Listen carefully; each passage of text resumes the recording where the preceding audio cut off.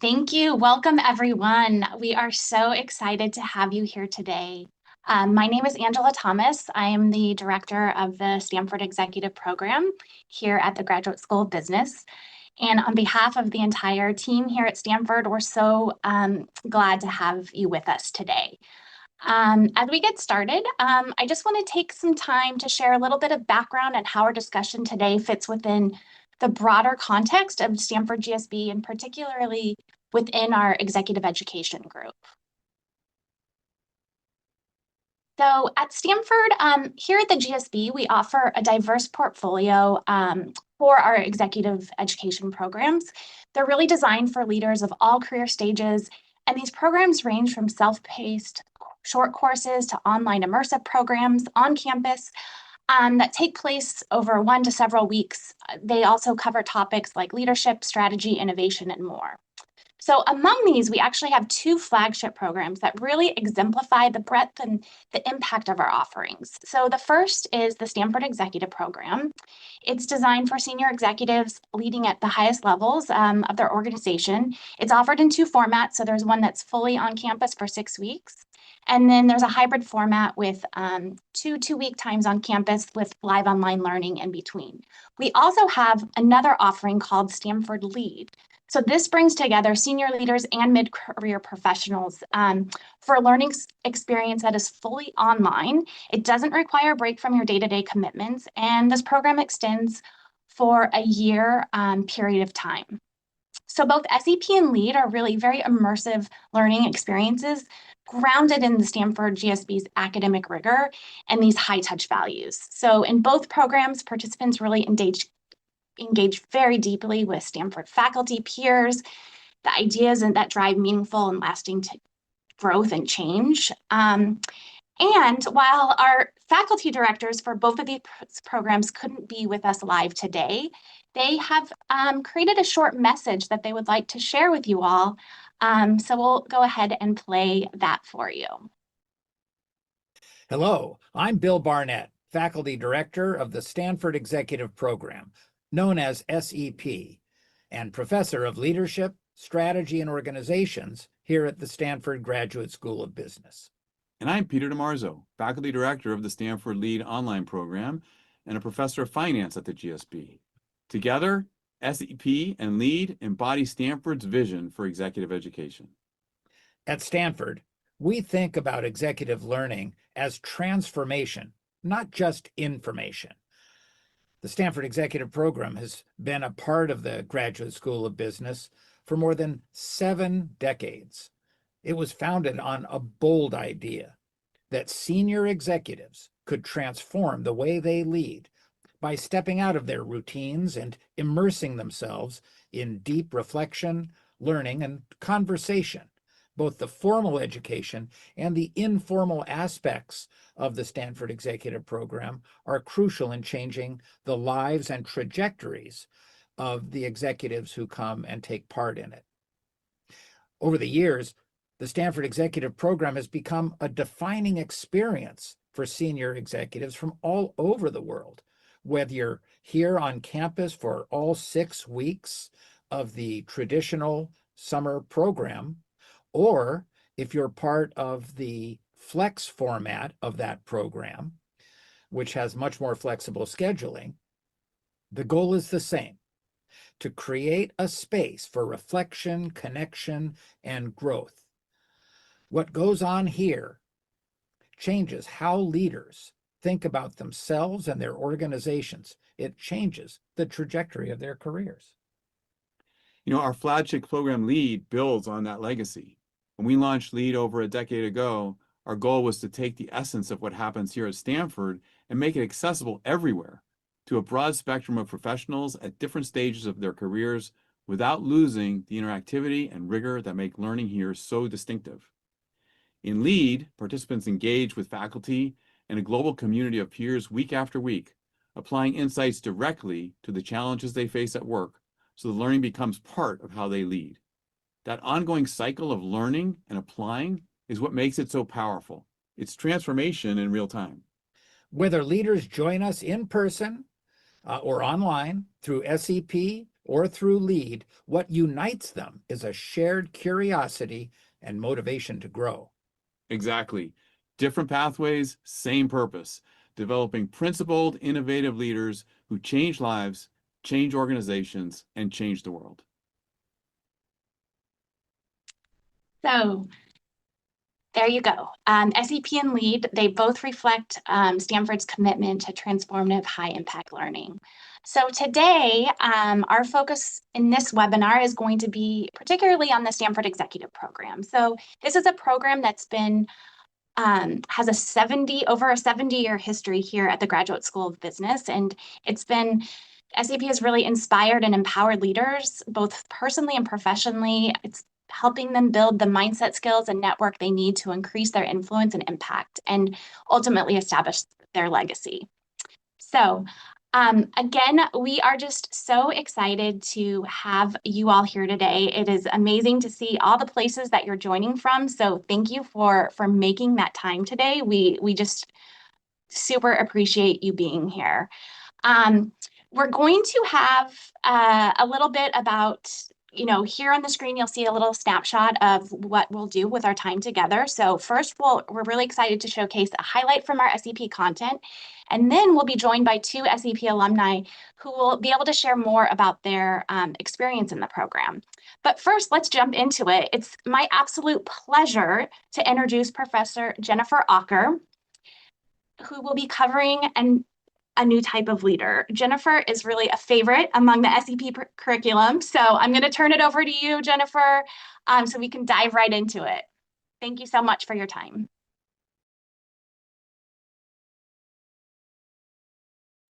Oh, we can't hear you yet, Jennifer. Sorry, I'm trying go. to get, oh, great. And then let's see if I can share my screen. I put in a little request. But it's so wonderful to be here with you all today. I'm so excited to be able to share some of this content. And what I'm going to do right now is share a little bit about this class we call a new type of leader. It's really about this idea of leading with humor, with levity, with joy. I know it sounds a little bit crazy, but in a moment of time where so much transformation is happening, the question is, how do we show up in ways that are much more authentic? We see these trends. One is that AI is fueling massive change. And oftentimes that is both inspirational and exciting, but also creates a level of uncertainty and anxiety, how workflows are going to be shifting, how the overall business model might be shifting over time in the short and long run. We also see that global well-being has been on the decline, certainly among our teens in the last 10, 20 years. And so the question is, how do we feel connected as humans in the workforce and beyond? And then the third factor really is trust. How do we actually think about trust in our systems, in our leaders, in our organizations, even in the data that we see, in memes that we read, in the news we watch? At that moment of time, our argument is that one thing that is really important is the way we think about how we show up as leaders. The argument that we make is that we need a really different leader in these days. That it used to be that leaders needed to be these mysterious, sort of respected, austere, reasonably closed people.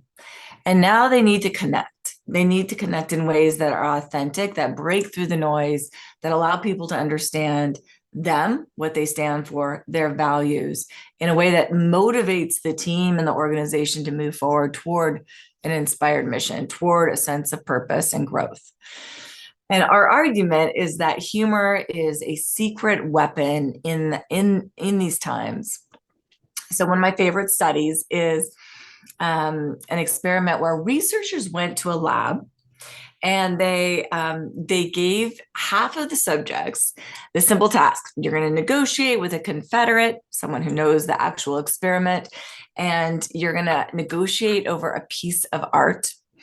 And the other half of the subjects were told the exact same thing. And they said, you're going to do the exact same negotiation, but the Confederate landed the negotiation with, my final offer is X, and I'll throw in my pet frog.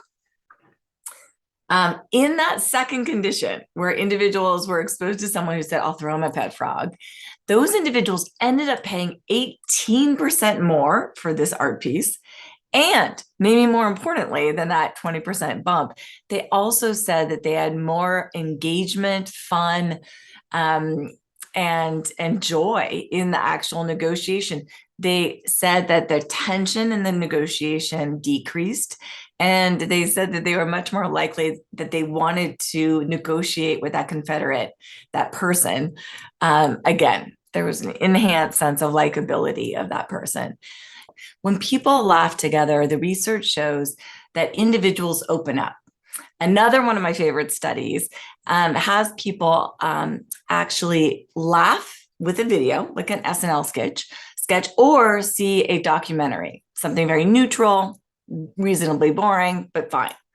In those two conditions, when researchers ask people to just turn to the person next to you and share some personal information, the individuals who laugh together are about 30% more likely to disclose personal information. They actually share more about themselves just after having laughed. Think about that at a moment of time where trust is on the decline.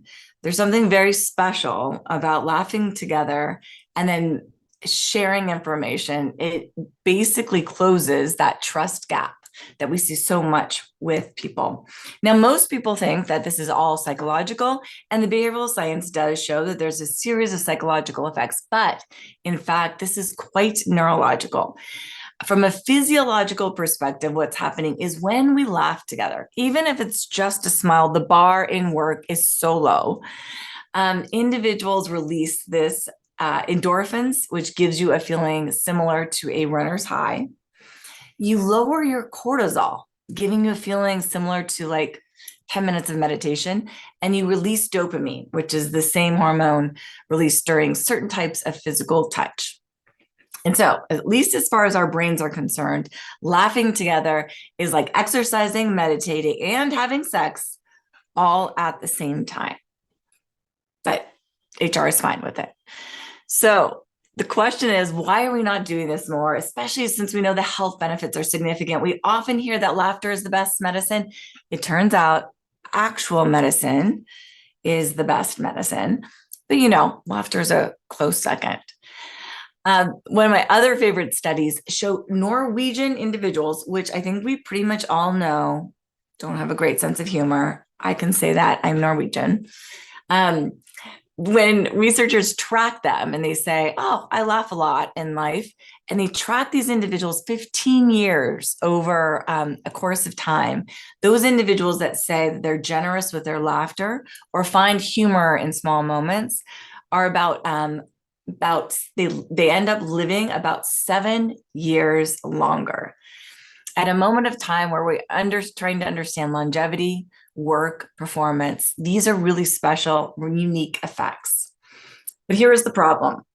We've all gone off a global humor cliff. Naomi Bagdonis, who I teach with, and I worked with Gallup and asked about 1.4 million people globally, did you smile or laugh a lot yesterday? At the age of 16, 18, 20, the answer is yes, and it starts to decline precipitously and doesn't start to increase until about 80, which is horrifying because average life expectancy is about 76. Now, we know what's happening is that people are going to work and they're basically not laughing or smiling because they're taking themselves or their work very seriously.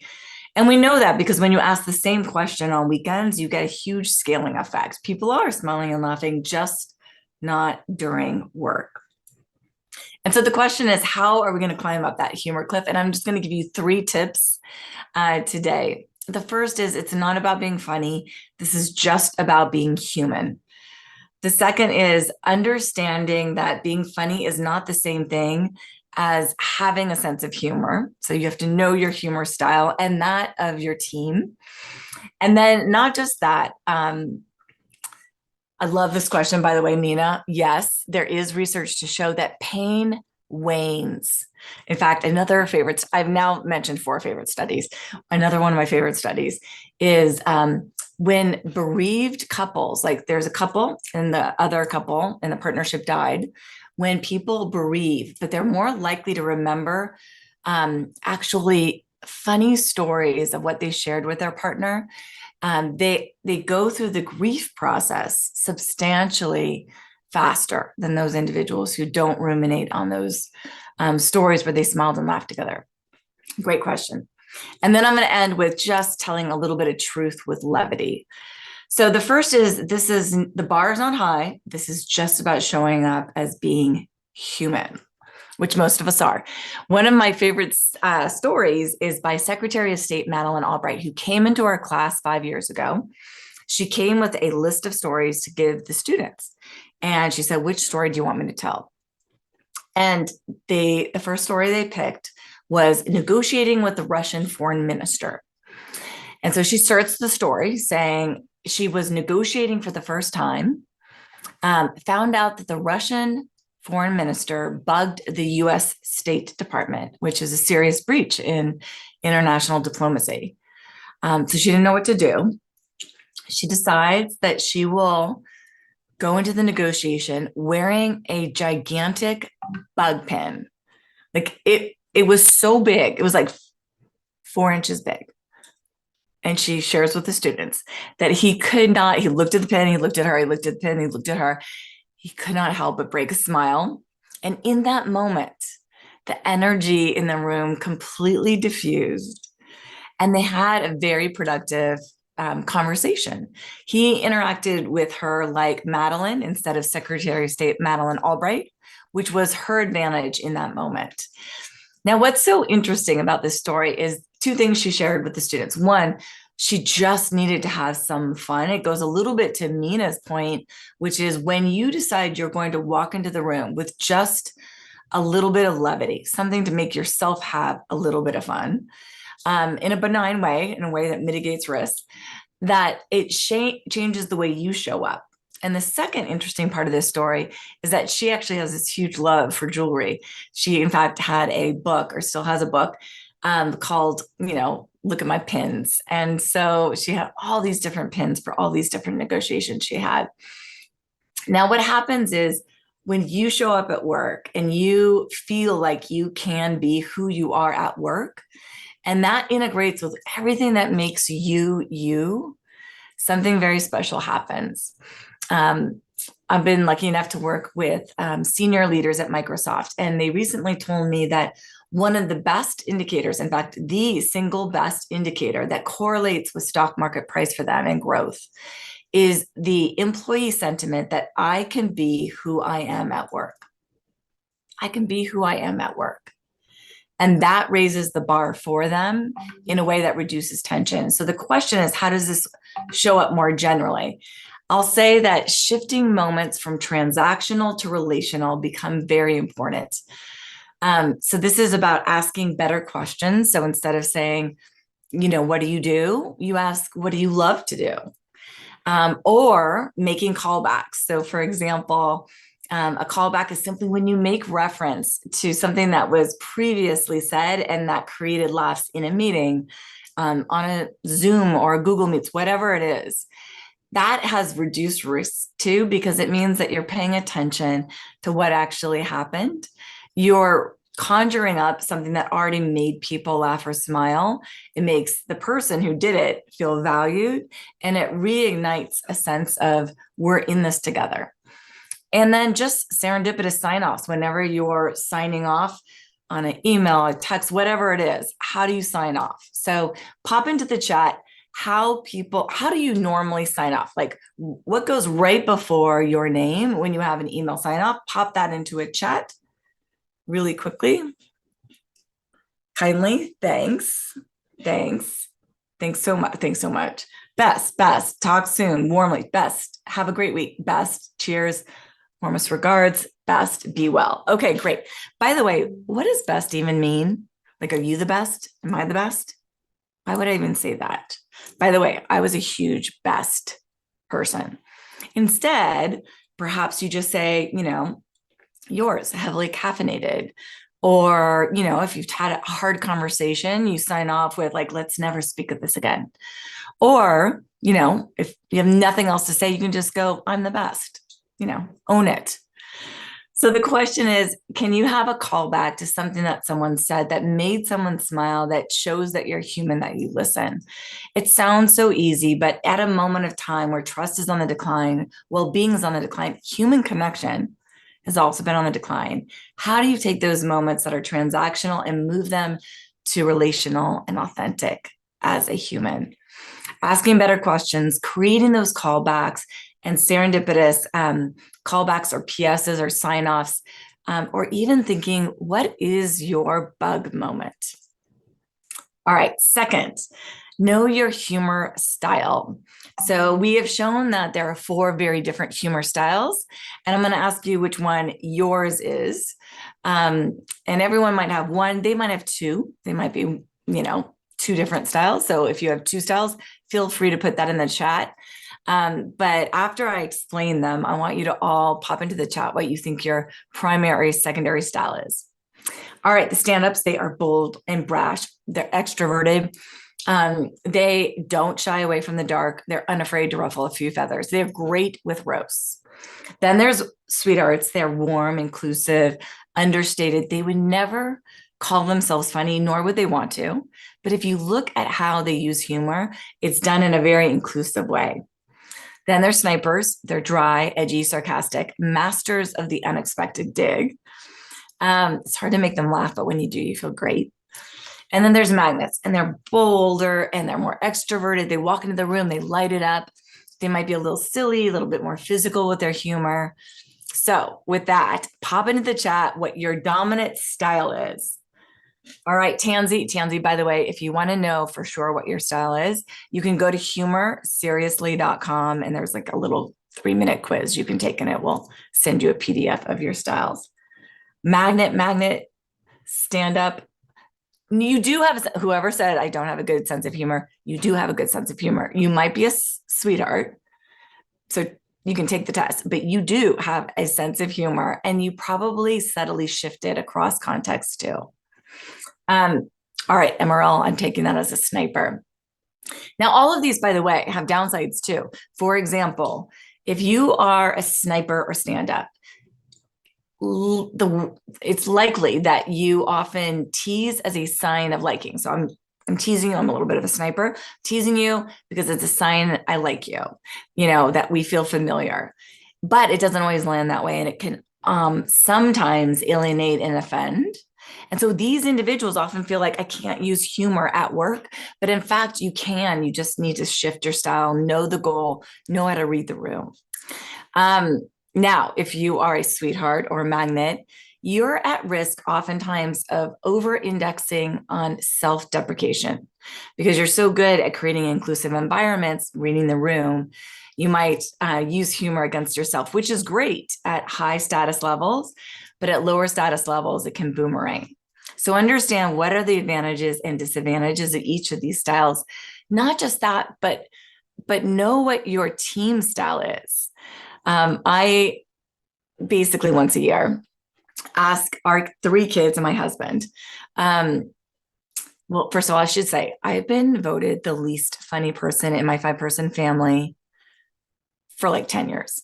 I wrote a book so as to try and improve my, status in the family hierarchy. I don't know if it's worked, but I've definitely tried. And I remember there was a time where my 16-year-old son had a lot of serial killer jokes, which, as a mom is worrisome. And I made him take the test, and turns out he's a sweetheart sniper. And all of a sudden it changed the way his humor landed for me. And, the way he understood my humor. And even at the dinner conversation, it created a sense of generosity of laughter and empathy and ability to understand each other. So understand your style, understand the style of others. Now, the question is, how does this show up at work? first of all, understanding what culture are you in, because every culture has a very different sort of style. These are some of the spreads of culture.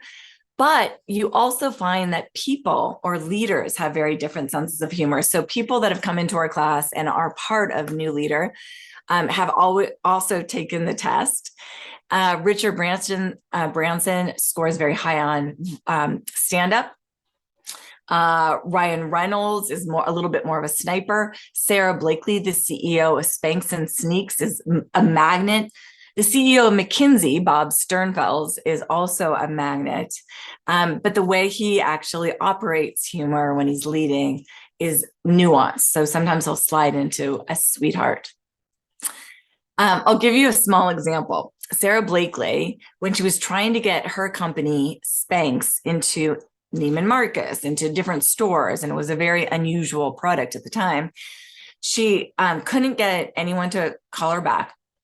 She decides to buy a pair of shoes, mail one of those shoes to the Neiman Marcus buyer with just a little note saying, trying to get my foot in the door, have 5 minutes to chat. He called her back immediately, and the rest literally is history. This is a very magnet type of humor. It's a little silly. It's a little bit differentiated, but it works for these signature stories that actually drive growth. Now, all of these, as I mentioned, have downsides too. And so you might be aware that directness can lead to hurt feelings, or diplomacy as a sweetheart can feel passive aggressive. So better understanding what your humor style is, what are the pros, what are the cons, and what are the styles of your team become really important, especially since you want to think about in what context do I need to shift my style if necessary. By the way, the best rule of thumb to mitigate risks associated with this is simply don't ever ask yourself, will this make me sound funny? So you're thinking about saying something. Don't ask, will this make me sound funny? Just say, how will this land with others? What is needed in this moment? In sum, I want you to think about taking the quiz, or at least knowing what the style is for you. Can you understand your own sense of humor, and then the humor style of others? And if you can, you will understand them much more authentically. Be open to shifting your style to meeting the moment. And then last, tell truth with levity. This is not about being a comedian. This is just about taking a journal out when you're in a meeting and writing down little truths that are happening. And as you start to train your brain, this is about finding truths and sharing them with levity. You'll see this is such a significant and powerful asset. Now, comedians do this very well. So even if we look at these cartoons, everyone, by the way, Jenny, yes, we'll make these slides available for you. Or by the way, there's a 9-minute TED Talk. If you Google my name or search our names, you can see a 9-minute sort of summary of this as well. So pop into the chat if you are a person on the left, which is, I brought an extra European outlet adapter. If you need one, everyone just pop into the chat if that is you. All right. We got left. Yes, yes, yes, yes. Okay. If you are not that person, I want you to note the handles of these people saying left, left, left, and meet them and then travel with them. Okay. I'm just going to have you read this one out loud to yourself, but out loud.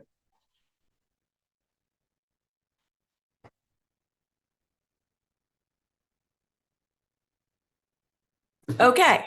So it's just truth with levity. Or if you've flown on Delta, as Sarah Cooper, one of our comedians, has, she wrote this when flying over to our class. She said, this is Delta's new seating chart: economy comfort, economy discomfort, economy agony, economy to the reckoning, where is your God now economy, Satan's den economy, and then just poop. All right. So this is just about truth with a little bit of levity. And the question is, how does this work at work? I want to bring us all back to 2020, March 2020 at the end. Sorry to do this with you. I think we all remember that moment. One of the CEOs we work with, Connor DiMignome, was running his first ever offsite online. COVID hit, He was looking at a screen of 100 scared, uncertain faces of his employees. He did not know what to do. He passed the baton after 5 minutes to his co-CEO, and he inadvertently left his screen share on. So everyone's petrified. And he goes to a Google browser and starts to type in things inspirational leaders say during hard times. And he comes back to the online forum and he goes, I want you to know you can trust me. So everyone broke out laughing. He sees this sea of like 100 smiling faces. And think about what he just did. That did not have a lot of risk. It was free. And all he did was share some truth with a little bit of levity. The research shows that leaders with a sense of humor, any sense of humor, are seen as about 28% more motivating and inspiring. The teams that work for those leaders tend to be 15% more engaged at work and are twice as creative when faced with a creativity challenge. So I want to end with just don't look for what's funny, just notice what's true and then add some levity. This is not about being a comedian. It's about igniting this authentic connection and living life on the precipice of a smile. So in closing, I hope you take these 3 tips from part of our body of work and think about how that applies as you move into Friday and this weekend, both at work as well as at home. So excited to be here. And if you want to learn more, you can dive into this body of work. And I'm going to turn it back now to Angela and Marina. Thank you so much for being here. Thank you so much, Jennifer. I always learn something new and just enjoy every time I have the opportunity to hear you teach. So thank you so much for being here today. I'm going to be moving into talking more about the Stanford Executive Program. And I'm excited to have a panel come and join us. But before we have Catherine and Al come on, I just want to share a little bit about the Stanford Executive Program. So with that, I will, when we talk about the Stanford Executive Program, we really like to talk about the mission of the Stanford Graduate School of Business. So this is the core of who we are at SEP. The mission and values are what makes this such a unique learning experience, and we embed these values into the curriculum and into all the aspects of the program. So you'll see here that the Stanford Executive Program is these three levels here that we use to talk about the curriculum. We have leading people, leading organizations, and leading change. The program is really built on these 3 levels that every leader needs to be successful. And so the curriculum enhances this throughout the program. Next, we have, why the Stanford Executive Program? People ask this all the time. Why are people coming? And we'll hear from leaders shortly. But, this program is really built for leaders that want to reinvigorate themselves, evolve their career and themselves, drive positive change within their organizations, and ultimately make a difference in the world. There's also a couple ways in which you can experience SEP. We've talked about this a little bit before, but we do offer SEP in 2 formats. They're offered, each format is offered once a year. So we have our full-time that is the next offering this summer. That's full-time, 6 weeks consecutive here on campus. We also have our new flex offering, which is 2 weeks on campus with some live on learning in between, and then following another 2 weeks on campus. So both programs offer the same curriculum, just some more flexible ways in which to experience them. So let's talk a little bit more about, what happens in the program experience here. So it is a general management curriculum, and it's taught by the leading faculty here at the GSB. So they are experts in their fields. They're going to be sharing their latest research and frameworks that can really be applied across industries. And the learning is really unique. So, there's classroom learning, but there is so much more happening outside with the experiential side of it. We have interactive simulations. There's weekly learning and action sessions where you get to work with your peers and synthesize the week's learnings. And there's numerous ways that you collaborate with faculty and classmates during the time. The other really unique aspect of SEP that has really grown over the years is this aspect of the whole you.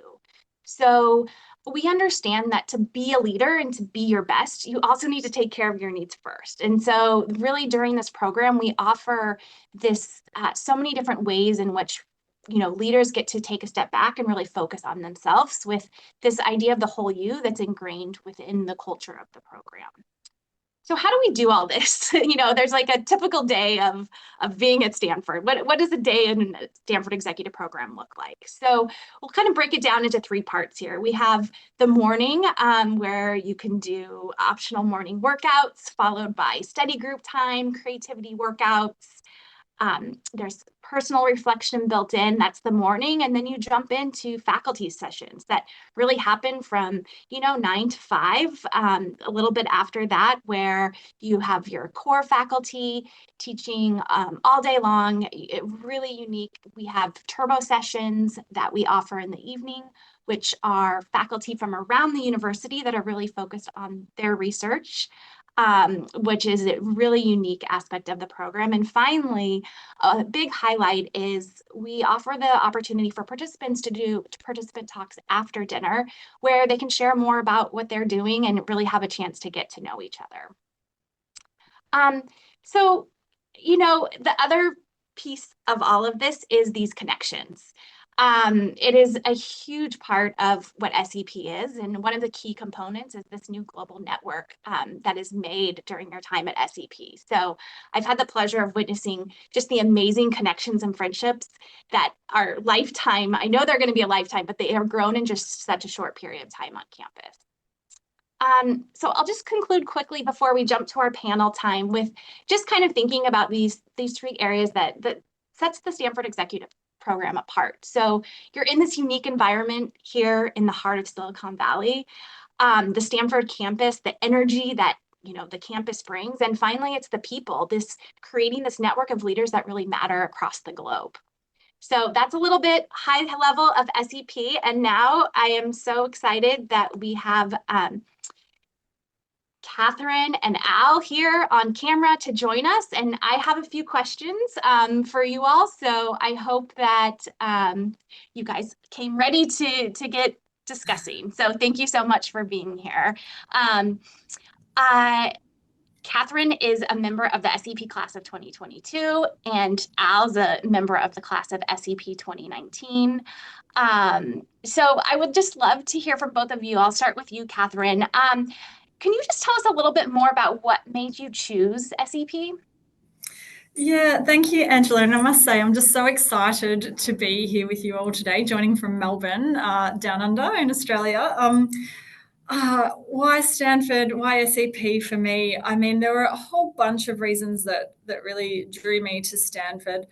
But I'll just list a couple. I think, firstly, it's Stanford. It's in Silicon Valley. It's where change and innovation is born and happens. And for me to be there, being at the cutting edge and really understanding and getting exposure to things that were happening in quite a changing market back in 2022, for me, it was the first, we were the first cohort back on campus just after COVID. So it really was a bit of a wild time. And 6 weeks felt about the right time for me. I think the duration was good. I had really young kids at the time, and I think what initially attracted me was the ability to be able to manage my kids while I was studying, although that didn't quite come to be. I ended up doing my 6 weeks on campus for a range of factors. But for me, the way that Stanford embraced the diversity of candidates, including someone with, young kids, was almost a signal to me of the way that they approached learning, and a little bit more progressive, I suppose, in terms of other institutions at the time. I mean, I could keep going on, but I'll have an opportunity to speak. We'll let Al go. Well, first of all, it's great to join the group. This call itself brings back so many positive memories, and it's quite inspiring, actually, to join everyone. So thank you. I think for me, I had done a program called the Innovative Technology Leader Program, and it was a 1 week program. And I did that a year before I came back into the SEP program. So being on campus for that week really piqued my interest in getting more involved with the GSB and understanding more of what they had to offer. And that led to really researching the SET program, learning about it, and really being interested in doing it. Of course, the program has a great reputation. It's been running for quite a long length of time. Certainly has staying power with a great reputation, but also it's based right in the middle of Silicon Valley, being in Palo Alto. And I personally wanted a lot more exposure to the Silicon Valley culture, and I thought it would be great to be based there for a couple of months.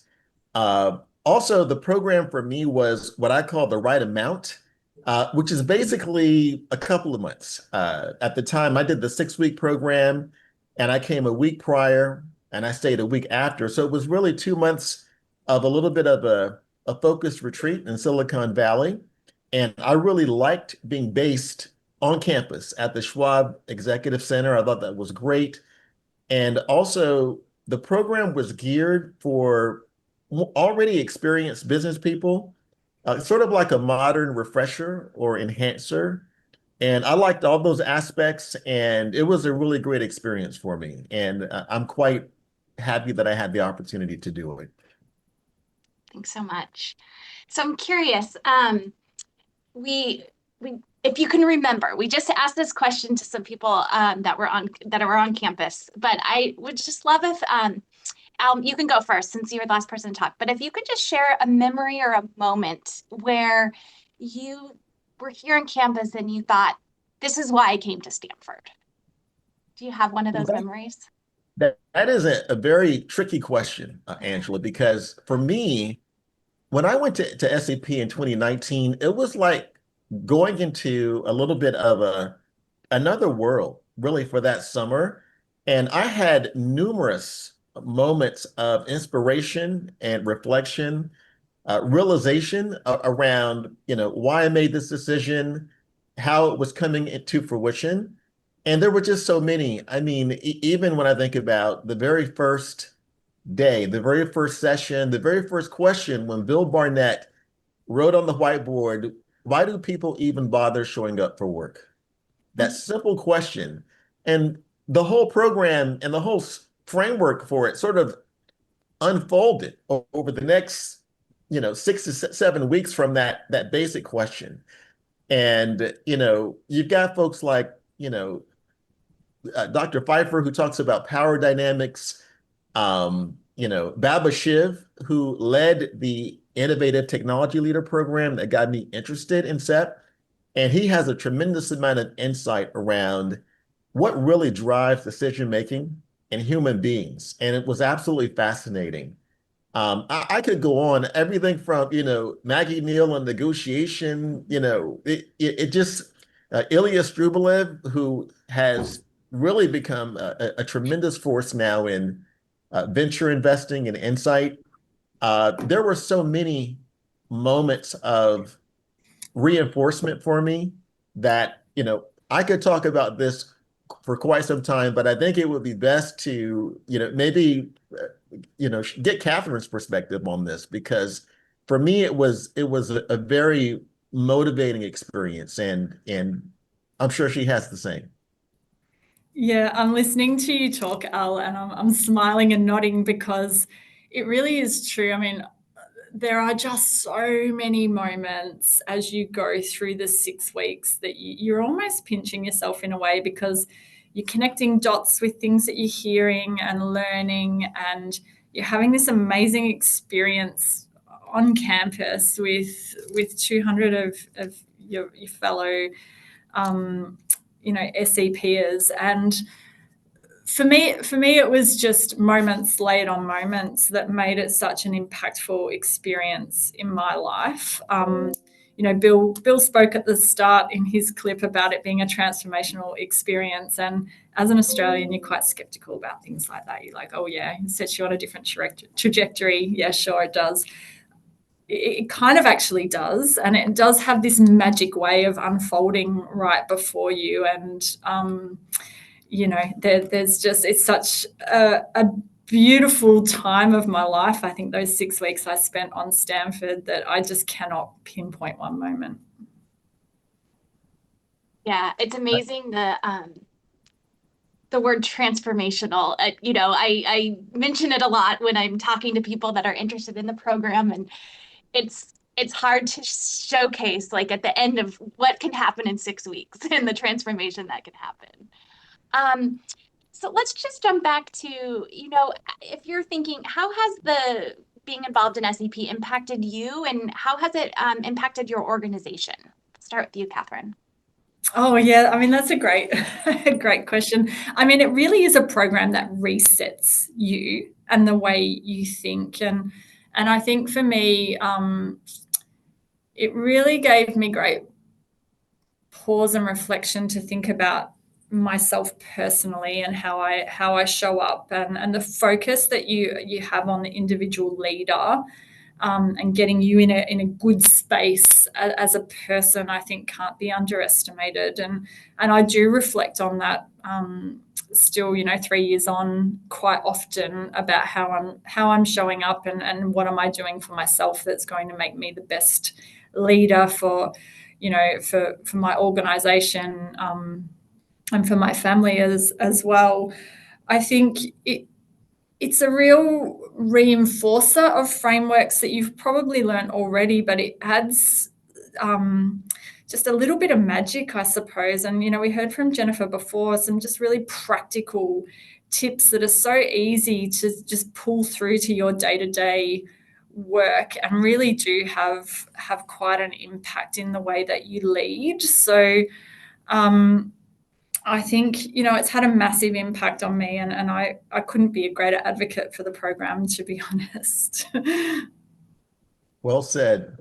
Yeah, what Yeah, about you, Al? I know you've made so many connections, but yeah, just curious if you could share more about the impact it's had on yeah, you. Catherine, I fully concur. I mean, it sounds a little bit cliche, but it really did broaden my perspective in so many ways, and ways that I didn't even expect, to be honest. I think my whole perspective on business became more holistic when you think about things like leadership, business building, what it really takes to build a business from scratch, sort of 0 to 1, all the way through scale, investment, power dynamics, innovation. It really brings things together in a way that is more cohesive than just subject to subject. And I really appreciated that.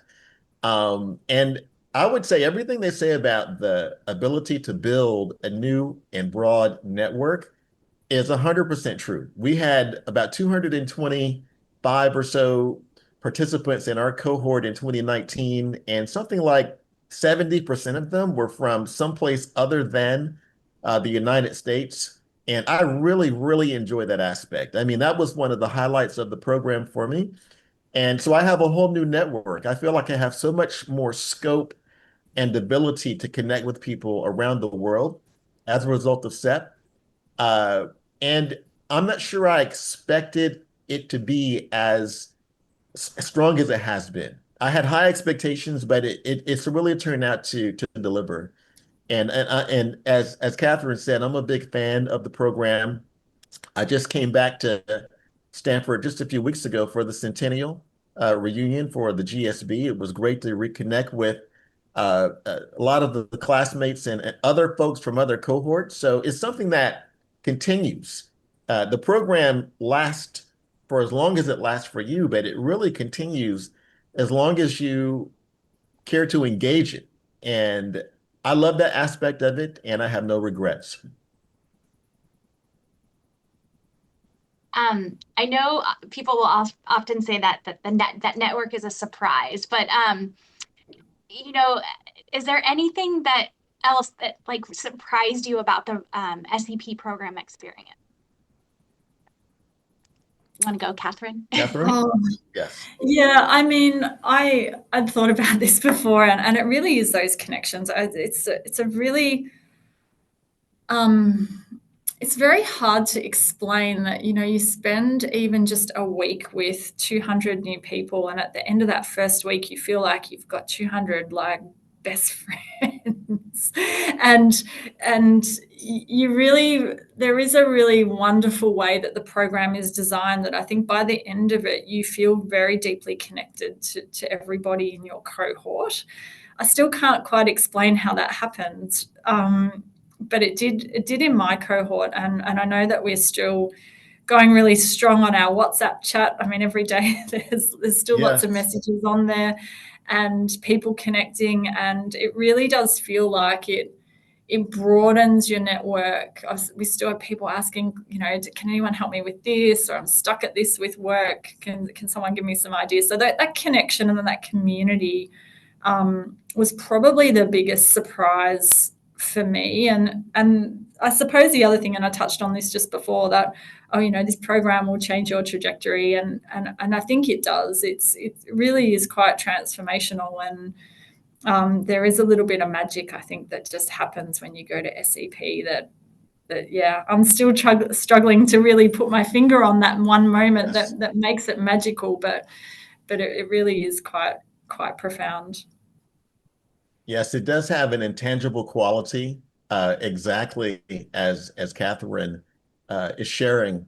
And I think what is also surprising, and I think a lot of people would be surprised from the outside looking in, which is how reality-based the program really is. I think sometimes people assume when you have, a top-ranked program like, the Stanford Graduate School of Business, that it might be more sort of academic or ivory tower or theoretical in nature, but it was quite surprisingly reality based and sort of real world focused, really to just much more than I assumed.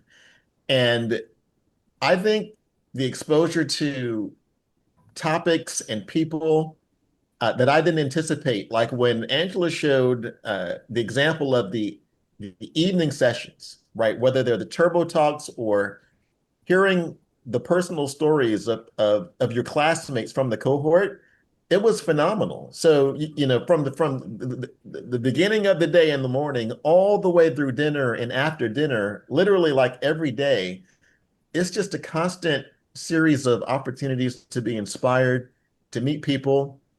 I met the founder of the company I work with, Jiffy.ai, in the program. He was one of my classmates, and I met him at one of the after dinner talks because something he shared in that talk really resonated with me. And so I struck up a conversation and we got to know each other.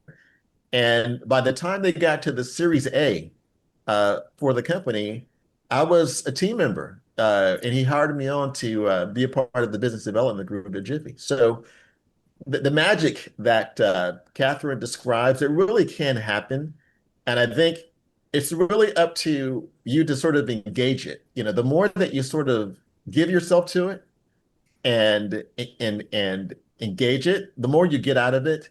And I've seen this across a lot of people in our cohort. So, and you talk about the WhatsApp group. I think you would be shocked at how active the WhatsApp channels are even now for our cohort back in 2019. It's still going quite strong.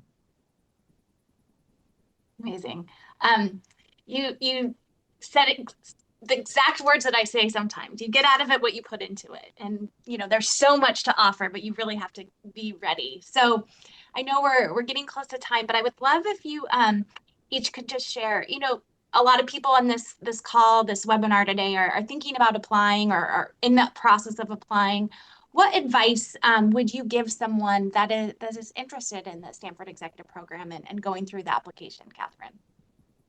Oh, it's really simple for me. I just do it. You will not regret it. It will be one of the most amazing experiences that you will have. I'm almost happy to guarantee that for you. It's just everyone I've spoken to that has been through it has loved it. I'd go back tomorrow in a heartbeat if I could. So, yeah, just do it and put everything into it, because as you say, Angela, the more you put into it, the more you get out of it. And really it's hard not to get involved in everything, because it's just such an amazing experience. Yes, Angela, I would say advice for people applying. Um, I would say, I remember I had a business trip and I finished the application while I was out in the Bay Area. Like, I had a sort of a quiet day in my hotel room. And I would say just be honest about where you are in your career. You don't have to necessarily try to be impressive. Everyone on this call is probably quite impressive already, just based on the things you've done and the fact that you're here. But when you're really honest with where you are in your career and what your aspirations are, I think it really resonates with the team at the GSB. And that's what I found in my own experience. And I'm very glad and I feel very fortunate that I found a window of time, right, where I could make it work and seize upon that. And if you can find that window of time in your careers, I think it's really worth it. I've seen it for myself and quite a few folks. And the good news is, even after you've done the program, it's not over. It continues because as an alumni, you get access to things ongoing on a very regular basis, which is very nice, and it really makes me feel connected to the legacy of the school, and it just makes it all worthwhile. So, all in all, it was really worth it for me, and I'm a big fan and a big advocate for what the program's all about. So, I know we're close here, but Catherine, any parting words from you for advice or just anything that we didn't share today that you'd like to share about your time? I'm struggling to think of anything in addition, Angela. I mean, it really just is a wonderful program. So yeah, I think the focus on you as an individual, how you can take back for your organization, and then how you can have a broader impact beyond that. The program really does get you to think about all of those three things in a very deep and meaningful way. And I think we don't often get the time to take that time out of our day-to-day lives to really think and reflect on that, how you show up for your best, for work, for your family, for your community, for the other people around you. It really is quite a profound experience. Thank you so much. Agreed.